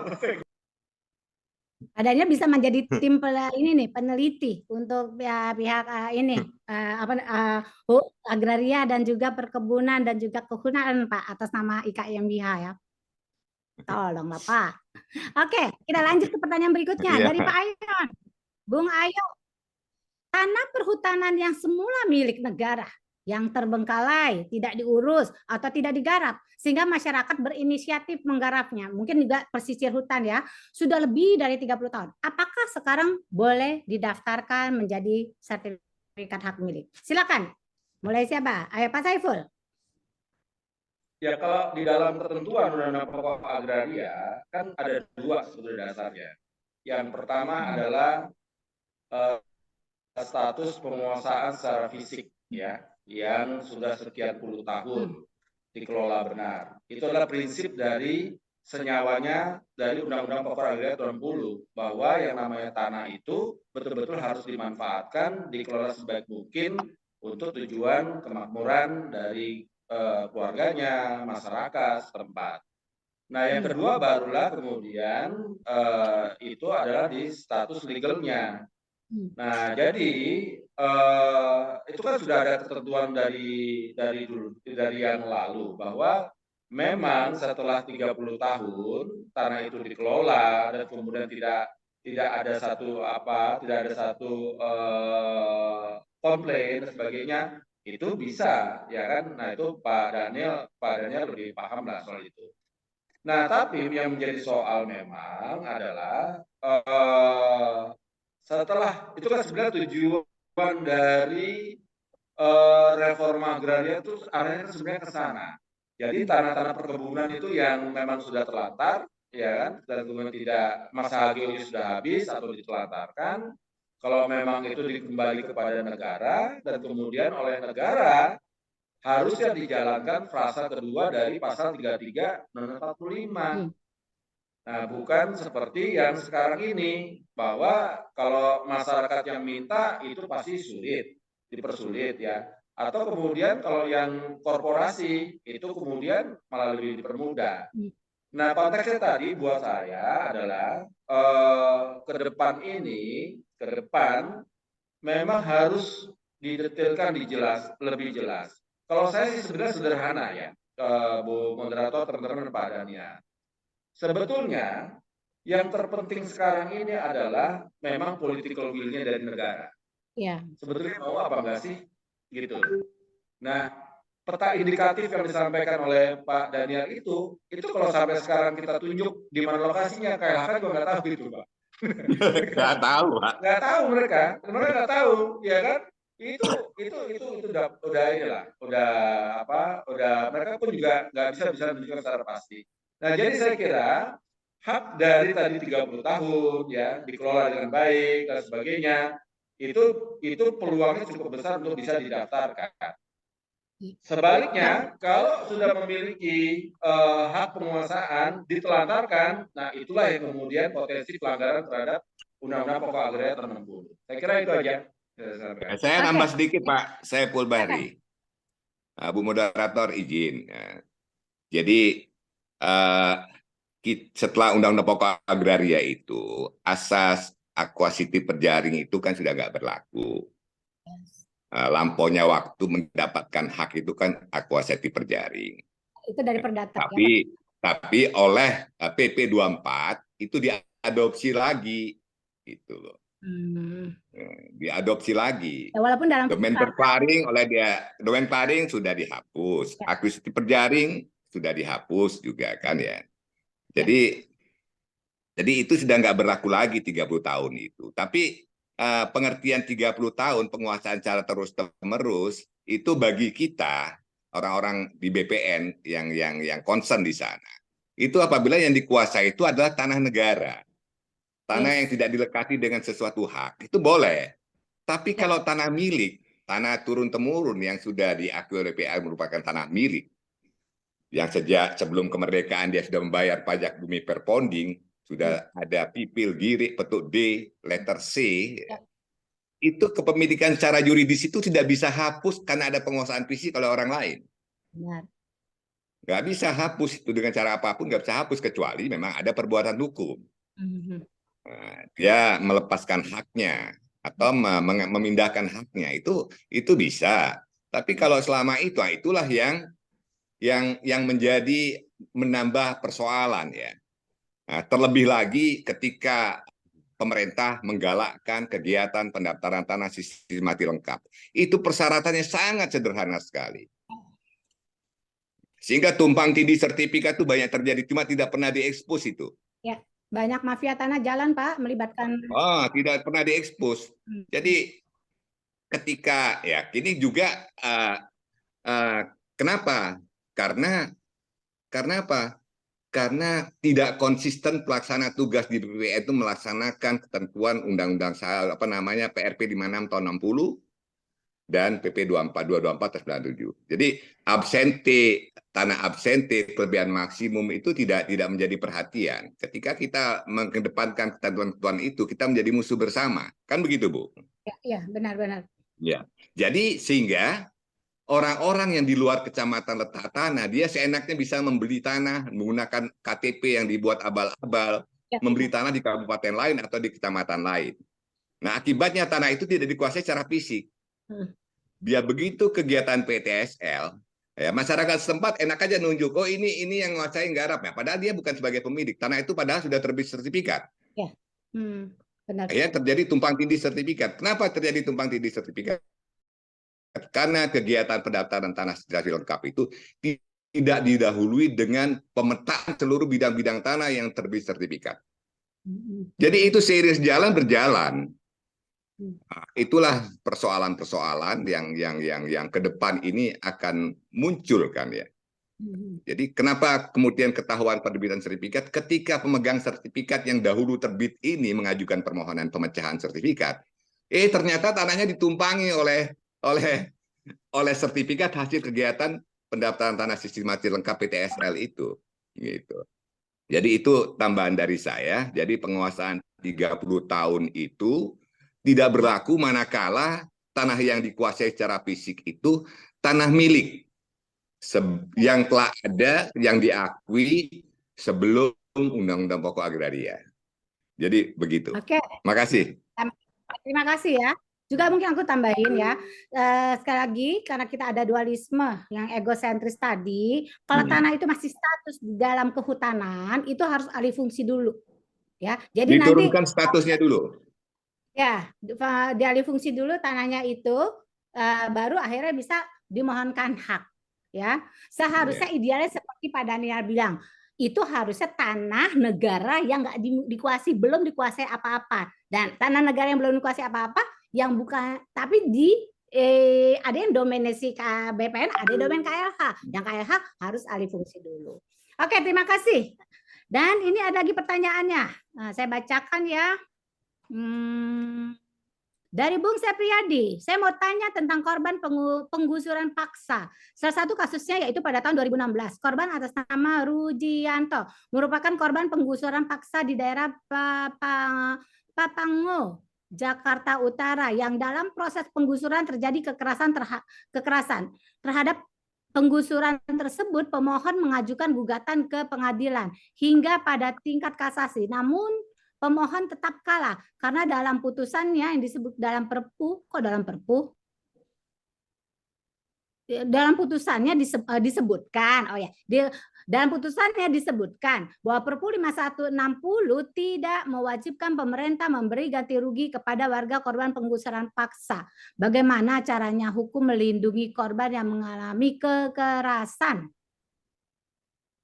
Terus sehingga korban mengalami penggusuran kekerasan. Itu aja. Silakan, Bung Saiful. Ya, saya kira inilah. Jadi kalau semua konflik pertanahan itu yang terjadi diselesaikan melalui hukum positif, memang tidak akan pernah bisa selesai. Dan masyarakat juga pasti akan istilahnya akan terkalahkan ya. Nah, jadi itu sudah sekian lama. Bahkan kayak konsorsium pembaruan agraria itu setiap tahun tuh ribuan kasus itu. Nah, baik yang masuk di pengadilan maupun yang tidak ya seperti itu.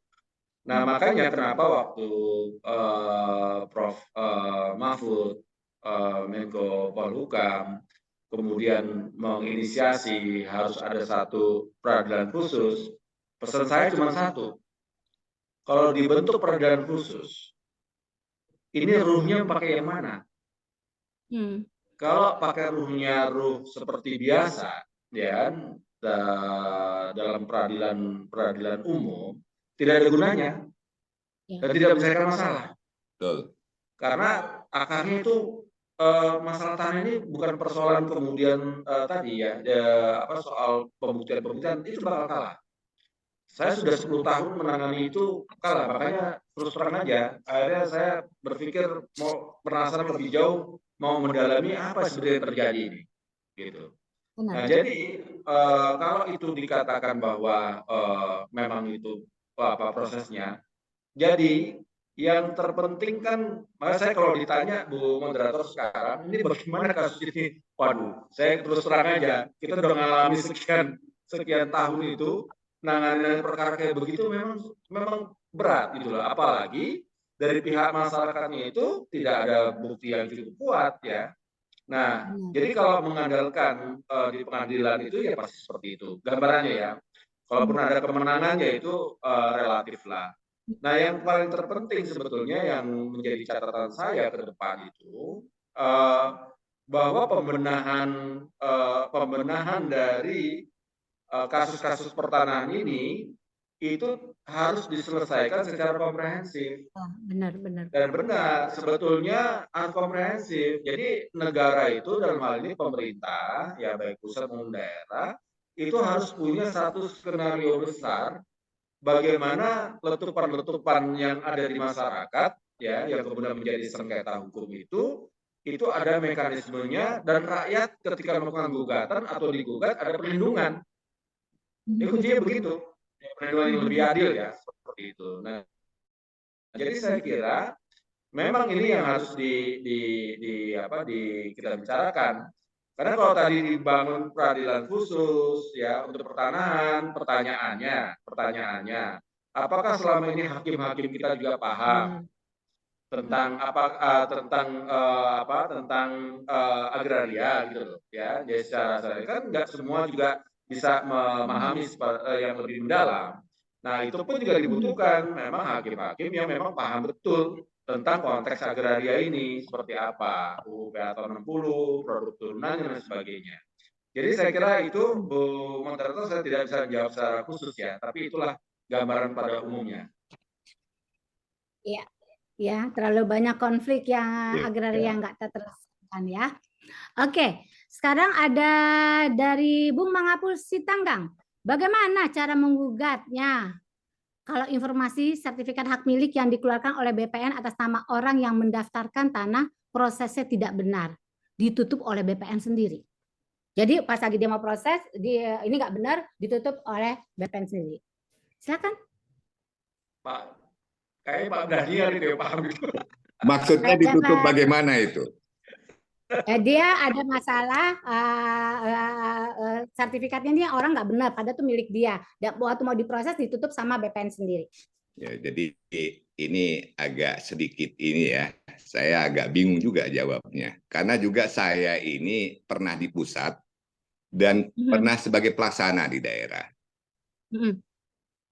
Sebagai pelaksana di daerah, kita miris juga.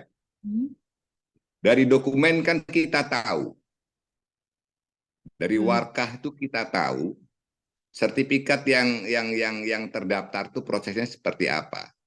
Ya. Ketika terjadi tumpang tindih sertifikat, katakan kita tahu bahwa sertifikat yang terbit lebih dahulu ini benar.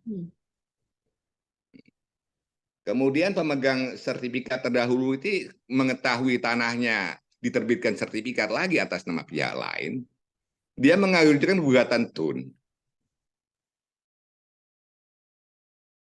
Diajukan gugatan ke UN. Setelah dia menang, mestinya kan kita jangan banding karena dia yang bentur ya. Tapi kita diminta oleh pusat untuk terus banding. Oh gitu. Iya, untuk terus banding kita. Gitu. Ya nggak selesai-selesai masalahnya kan. Padahal kita tahu tanah itu yang Dari Warkah kita tahulah bahwa yang belakangan ini okupasi. Okupasi berdasarkan surat pernyataan penguasaan fisik. Jadi yang menjadi persoalan ini dia. Sejak tahun 93 itu surat keterangan tanah itu dihapus yang dikeluarkan oleh PBB. Kalau dulu siapa yang terdaftar sebagai subjek pajak, dialah sebagai pemilik tanah. Sekarang udah enggak. Ya, nah sekarang sudah enggak.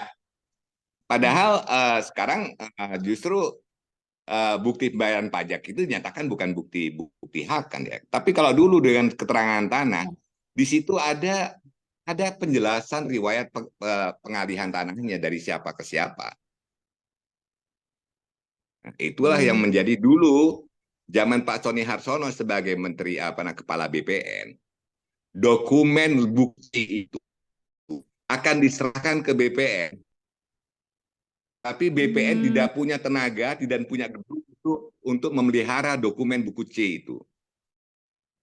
Dari situlah mulai persoalan pertanahan ini bertambah. Pembentukan Deputi 5 itu tujuannya hanya sekian tahun.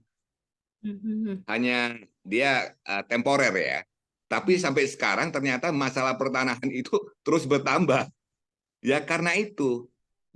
Persoalan lain lagi di situ, di dalam pendaftaran pertama kali itu kan ada tugas panitia pemeriksaan tanah. Itu petugas panitia pemeriksaan tanah itu mengklarifikasi kebenaran kepemilikan ketika itu dikonversi atau diakui haknya. Nah itu tidak dilakukan secara benar. Itulah yang menjadi sumber malapetaka. Kalau itu dilakukan secara benar, mengkonfirmasi pemilik tanah yang berbatasan, mengkonfirmasi desa kepada orang-orang tua di desa, tidak akan terjadi kesalahan dalam pendaftaran tanah itu. Tapi bagaimana kita bisa melakukan konfirmasi secara benar? Apalagi kegiatan proyek strategis nasional, misalnya seperti pendaftaran tanah sistematis lengkap. Sehari mereka melakukan pemeriksaan bisa 100. Bagaimana cara mewawancarai masyarakat? Maka dibuatlah kemudian peraturan seolah-olah bahwa bukti hak itu nggak berlaku lagi. Berupa pipil selama 5 tahun. Kok enak mengkebiri menghilangkan hak masyarakat dengan cara-cara seperti itu.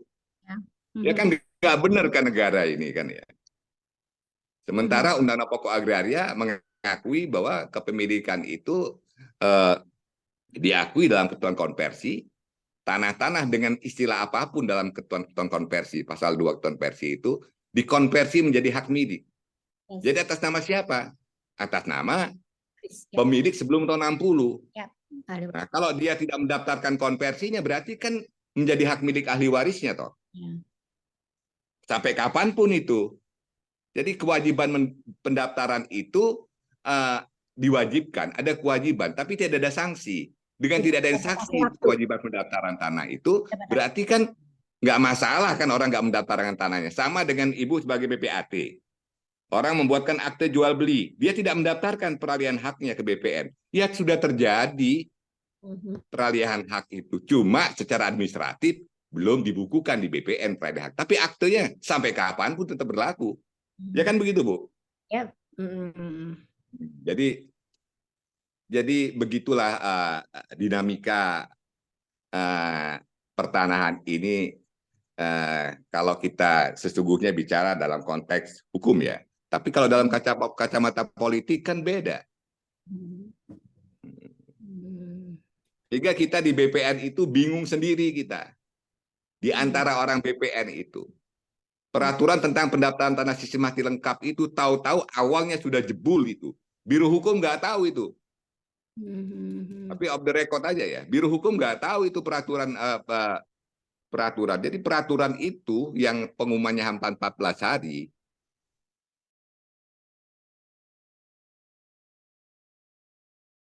Itu sudah mengebiri PP. Mengebiri PP. Sementara PP itu kan dari agraria. Nah, kemudian di bypass dengan permen.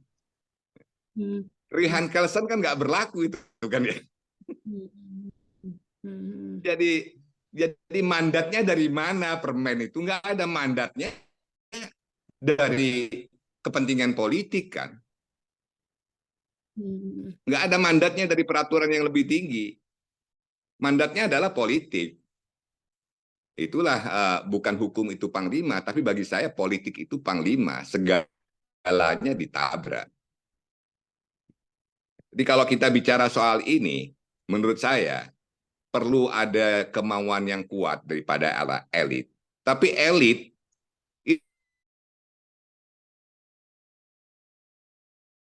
reforma agraria itu dilaksanakan.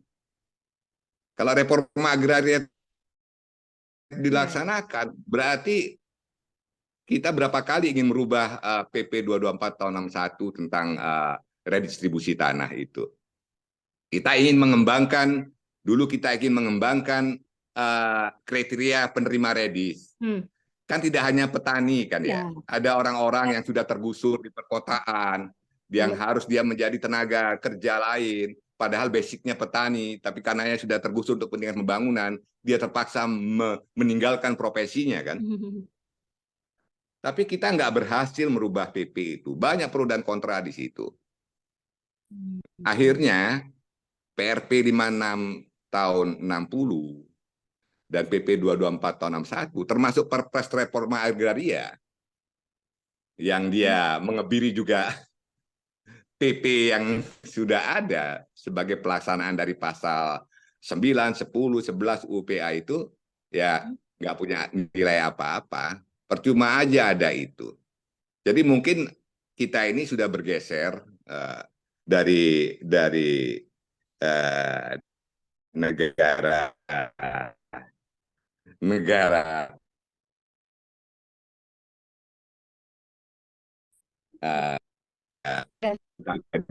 jadi kapital kita ini sudah bergeser kembali. Lag, Bapak keputus suaranya.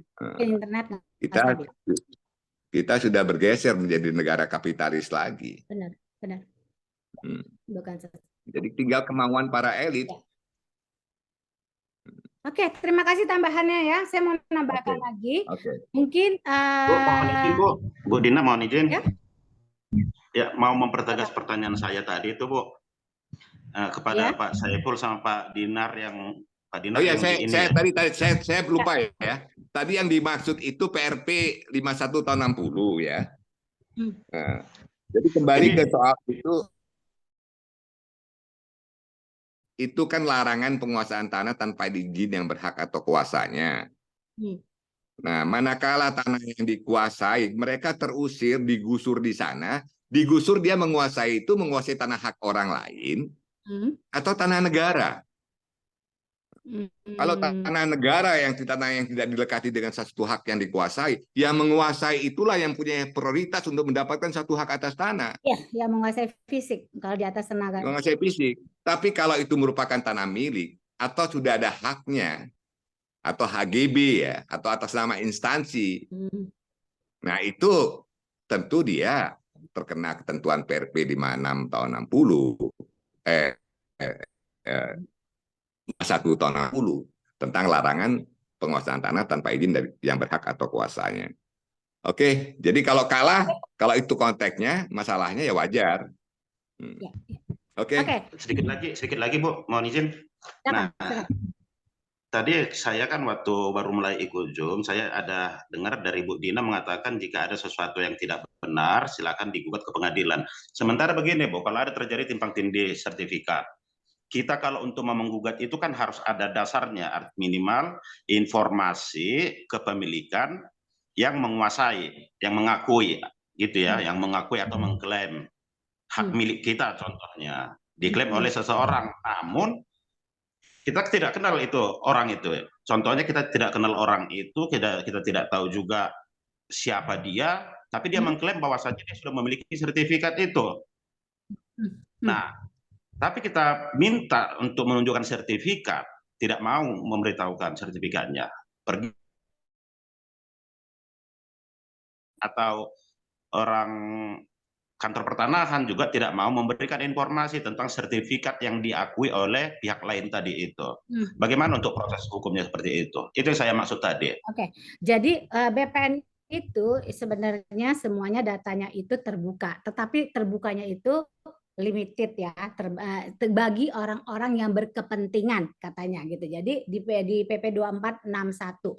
Jadi pada kita harus gini loh, ini negosiasi. Kalau umpamanya kita nggak bisa dapat orang yang kita bisa negosiasi, kadang-kadang gini, dia kalau umpamanya ada double sertifikat, mungkin dia ada orang yang ngaku itu sertifikatnya udah hilang terus akhirnya diterbitkan salinannya lagi, itu yang kita ngaku itu harus bisa diambil. Jadi mungkin negosiasi baik-baik, kalau enggak laporin dulu atau pakai kantor hukum dulu, dikasih somasi kepada BPN, kalau enggak juga mungkin laporin dulu ke penyidik, itu dapat surat dari penyidik untuk minta data.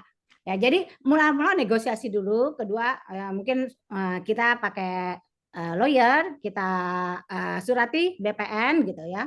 Terus habis itu ketiga ya mungkin laporin dulu. Jangan gugat ke pengadilan dulu ya, gue laporin dulu gitu. Kalau umpamanya kita lihat itu adalah surat palsu, ada indikasi pidananya. Ya, kalau perdata ya sebenarnya kan pengadilan nggak bisa menolak itu kan, polisi nggak bisa menolak gugatan siapapun juga, nanti tinggal pembuktian di pengadilan. Untuk perdata pengadilan juga tidak bisa menolak gugatan. Jadi tapi mulai dengan negosiasi. Di Indonesia apa sih nggak bisa dinegosiasiin? Tanya dari Pak Daniel. Iya. Jadi begini, saya izin Bu Moderator.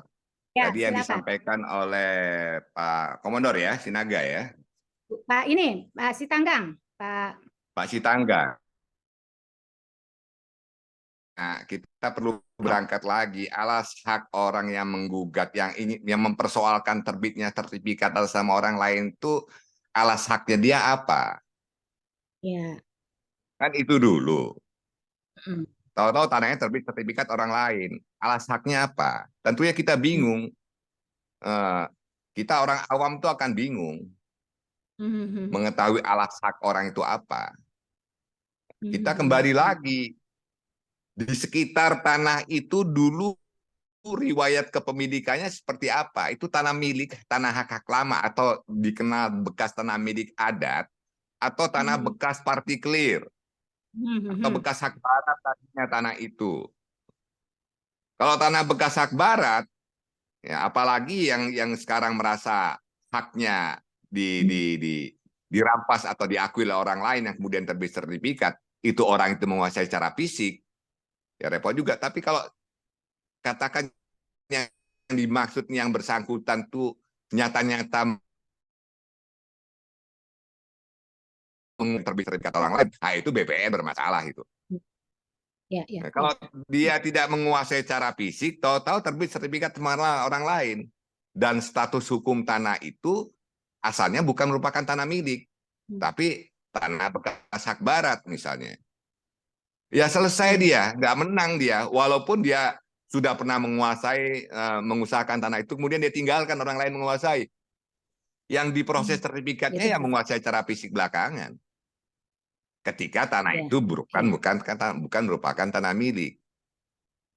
Begitu loh tambahannya Pak Sitanggang. Jadi BPN jelas kalau tidak ada alas hak, ya kepentingan hukumnya apa? Orang menyurat ke BPN menanyakan itu sudah terbit sertifikat atau belum. Kalau ada alas hak, ya akan dijawab oleh BPN. Pasti itu akan dijawab oleh BPN. Ini di peserta ini ada yang pernah ngalamin itu kliennya. Di peserta webinar ini ada lawyer yang pernah menangani itu.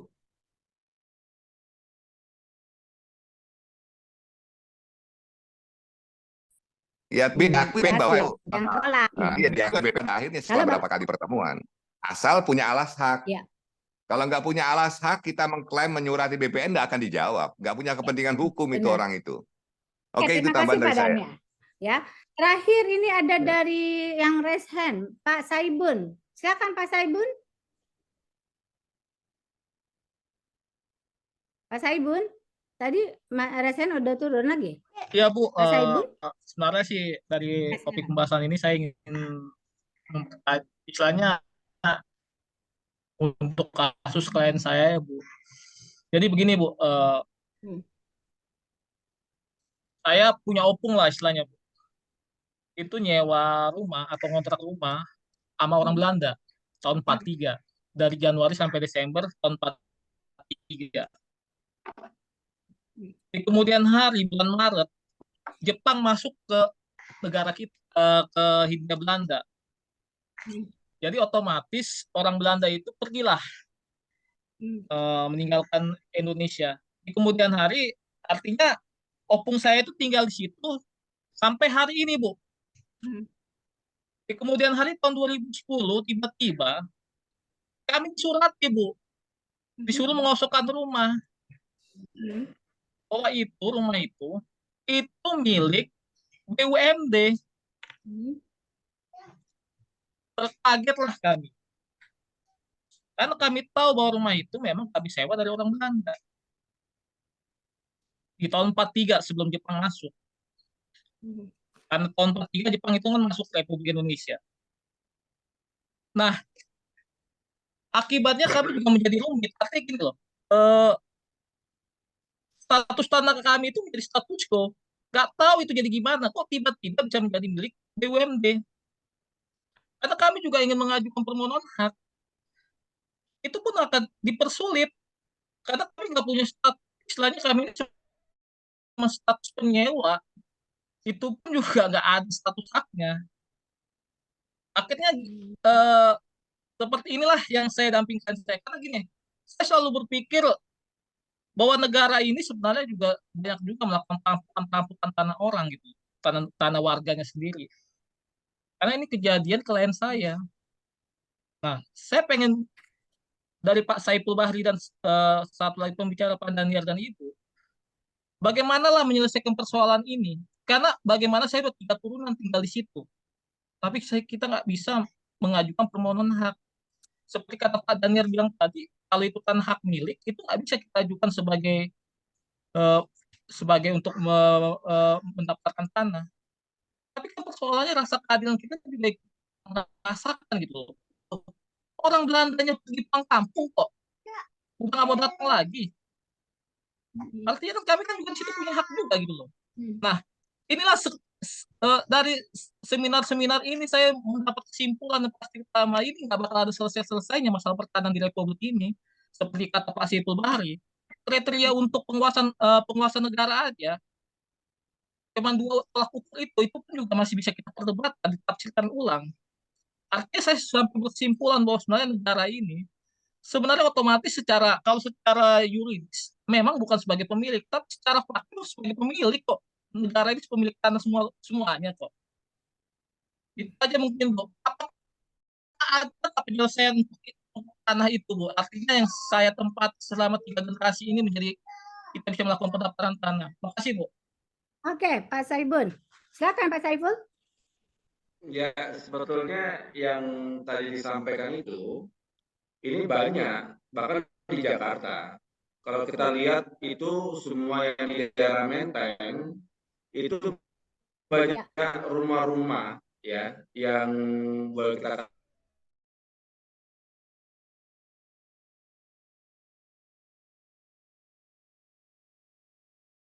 cukup enggak, rumah sakit pada saat itu dan lain sebagainya. Jadi aset-aset Belanda yang ditinggalkan yang kemudian itu dikuasai oleh negara walaupun sudah ditempati ya, artinya keluarga-keluarga di situ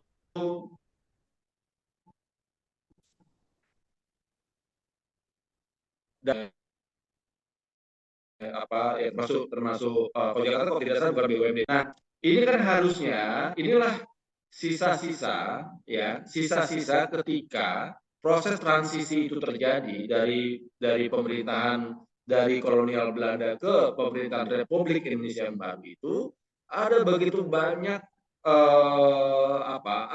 banyak soal-soal yang berserakan, dari soal aset ya, dari kemudian soal tanah ya, yang itu dikuasai oleh asing, yang itu ketika kemudian dikonversi menjadi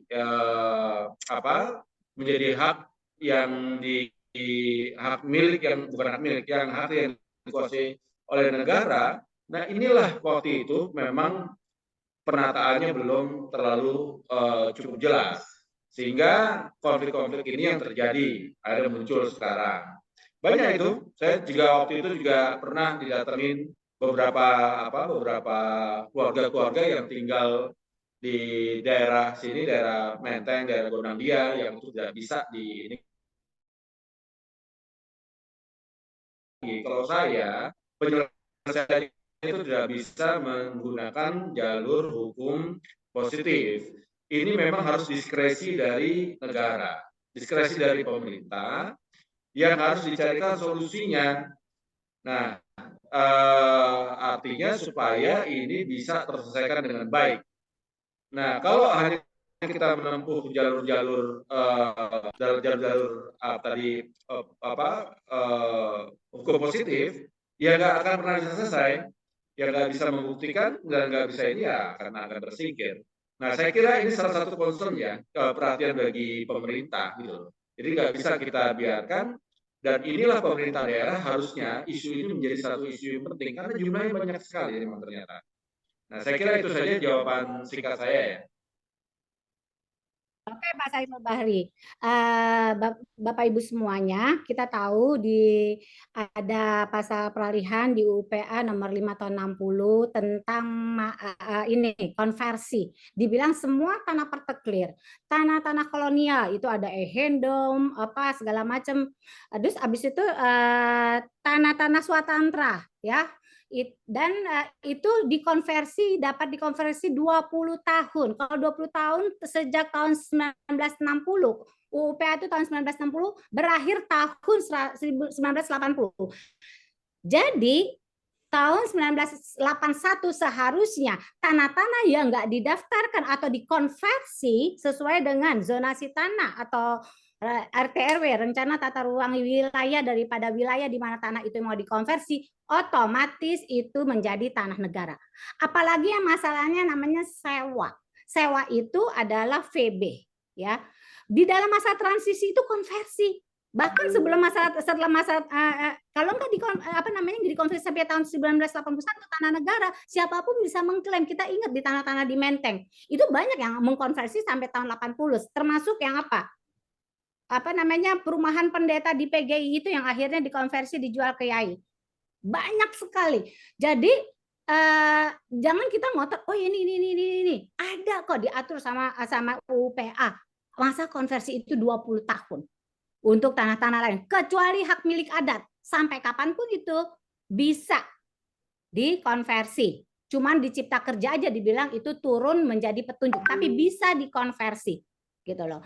Nah, masalahnya waktu itu akhirnya banyak orang-orang yang punya duit akhirnya ngelihat, mungkin dia kerjasama sama BP, dilihat, oh dari peta tanah ini belum dikonversi, ini masih jadi masuk tanah negara. Mungkin tahun-tahun 90-an, tahun-tahun 2000-an banyak orang yang punya uang mensertifikatkan tanah dan menggusur atau memberikan ganti rugi kepada orang-orang yang menempati di sana. Karena pada saat masa nasionalisasi itu juga pemerintah itu memberikan surat izin penghuni ya kepada tentara, polisi, pejabat-pejabat, bahkan staf-staf pemerintah pada awal di sana untuk menempati rumah-rumah yang ya di Menteng, di mana, bahkan juga di kota-kota lain di luar di luar Jakarta.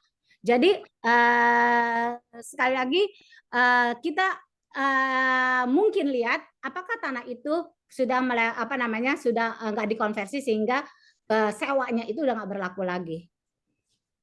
Oke, tapi setelah jadi tanah negara juga bisa kan kita mohonkan hak dari hak menguasai negara kan Pak? Silakan Pak Daniel. Ya. Atau Pak. Jadi saya tambahkan sedikit. Jadi di ketentuan konversi itu disebutkan bahwa di UPA itu tanah-tanah, saya bacakan ya ketentuan konversinya ya.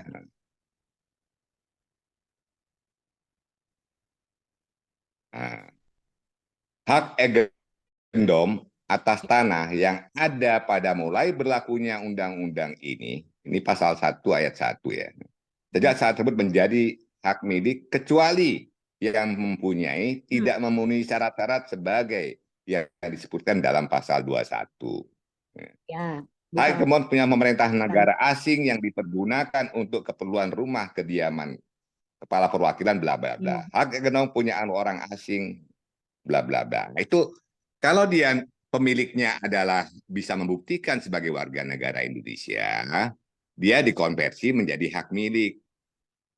Tapi kalau dia nggak bisa membuktikan sampai 24 September tahun 61, itu tanahnya dikonversi menjadi HGB. Nggak datang terakhir dia diberikan waktu tahun 70, Permendagri 270 dia untuk mendaftarkan HGB-nya. Nggak datang juga dia mendaftarkan HGB-nya, membawa gross aktenya. Ya. Dia tanahnya menjadi tanah negara, nggak sebelum tahun 60 kan begitu kan? Ya, Nah, artinya ada tanah-tanah juga yang sudah terdahulu sebelum UPA terkena ketentuan Undang-Undang Nomor 1 tahun 58. Tanah partikelir di Jakarta itu berserakan, itu bertebaran tanah partikelir itu. Kepada bekas miliknya, ada yang diberikan ganti rugi berupa uang, ada juga yang disuruh memilih tanah kemudian. Ada SK Kinak, Kepala Inspeksi Agraria, Menteri Pertanian dan Agraria. Jadi ternyata tanahnya sudah dikuasai oleh masyarakat. Tapi seharusnya HGB atas nama BUMN atas tanah bekas hak barat itu tidak terjadi manakala di atasnya ada tanah, ada penguasaan orang, apalagi ada bangunan. Seharusnya itu tidak terjadi. Karena dalam pemberian hak untuk pertama kali melalui penetapan hak itu negara memberikan keadaan hukum baru ya, menetapkan keadaan hukum baru melalui keputusan pemberian hak. Di situ ada pemeriksa tanah. Fisik ya. Ya, di situ harus diperiksa. Kalau ada bangunan orang lain di atasnya, harus diklarifikasi itu. Ya. Jadi kalau itu sudah terjadi, saya perlu ingatkan juga bahwa banyak tanah-tanah yang ada beberapa lah ya di Jakarta itu dan di beberapa daerah lain, tanah milik perorangan disertifikatkan atas nama instansi pemerintah. Menanglah dia di pengadilan. Menang dia di pengadilan, perintah pembatalan sertifikat hak pakai tanah instansi bisa dilakukan. Tapi dia nggak bisa mohon hak atas tanah itu selama Menteri Keuangan belum menghapus tanah itu dari daftar inventaris. Ya. Jadi dia menang percuma. Dia harus bernegosiasi lagi dengan Kementerian Keuangan untuk menghapuskan tanah yang tercatat dari aset itu dari daftar inventaris. Gitu, itu tambahan dari saya. Memang agak rumit kita bicara tapi ini kita harus bicarakan supaya tanah kita nggak numpang di tanah kita sendiri. Oke Pak Daniel, sebelum kita tutup, kita hangat kalau kita teruskan ini nggak akan selesai, tetapi waktu juga yang akan memisahkan. Tolong satu kalimat sebagai kesimpulan dari Pak Saiful dan juga Pak Daniel. Setelah itu saya minta Bung Sandi Nayawan tutup dalam doa. Silakan Pak Saiful.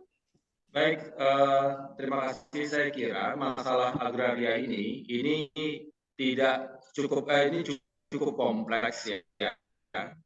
Dan persoalannya itu dari atas sampai ke bawah, dari kanan sampai ke kiri.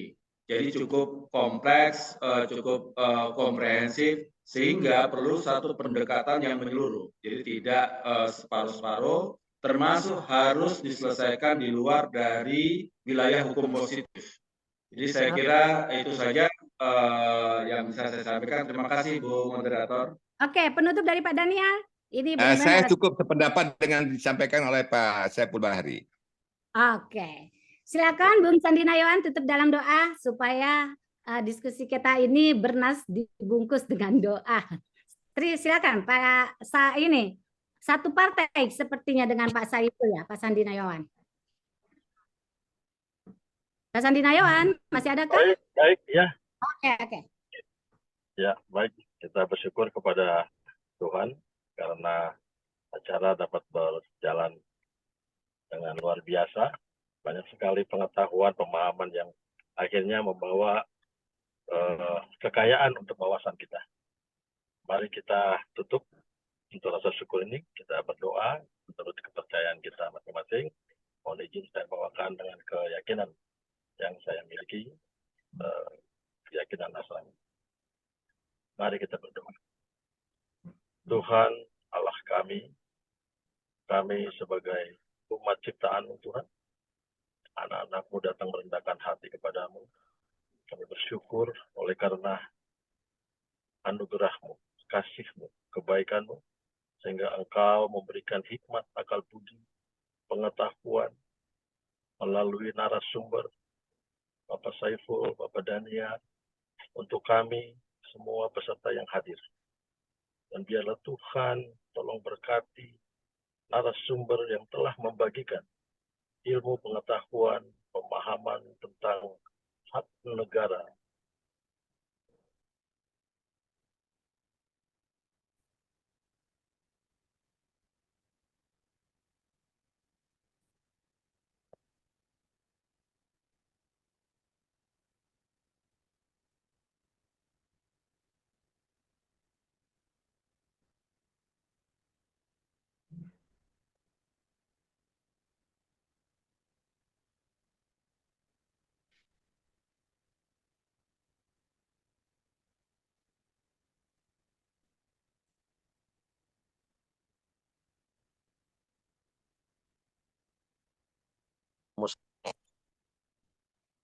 Tuhan, di dalam tangan-Mu, ampunkan kesalahan dosa kami, hanya di dalam nama-Mu yang indah, kami berdoa.